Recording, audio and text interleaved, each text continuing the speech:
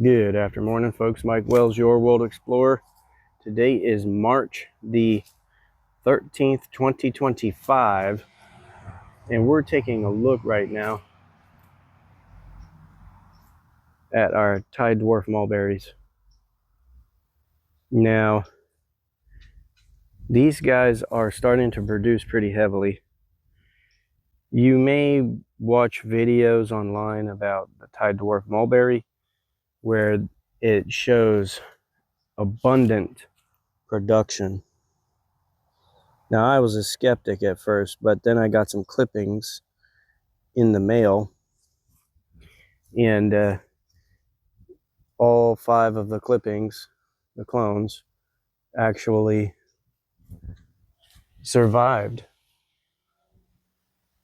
And now they're fully grown adult plants, if you will.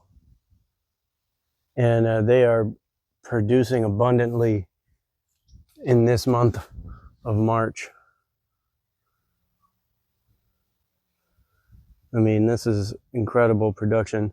Now, as long as it doesn't get any colder than it has been as of late, these guys should survive and fully mature to where they're edible. They'll turn black. But that's the Thai Dwarf Mulberry. Let's go look at some more of the Thai Dwarf Mulberry that we have. Now, this is in the back of my yard.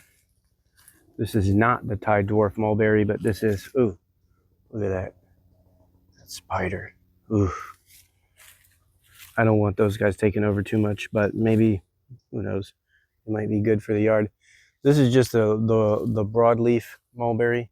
Now, every time this thing has been throwing off mulberries like these, it gets chilly and they all die back. They just fall off. So we'll see what happens going forward. Now, here's the Thai Dwarf Mulberry right here. There are a bunch of berries on here. Lots and lots. Look at that.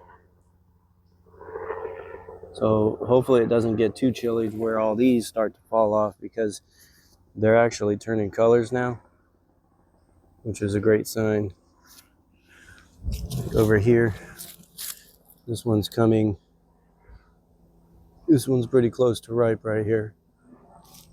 But a lot of berries, without a doubt. And this is just one bush.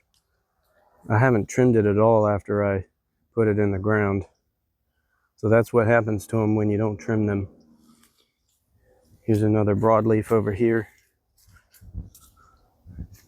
Another broadleaf actually right here, right next to the Thai Dwarf Mulberry. This one is a prolific producer. This one right here.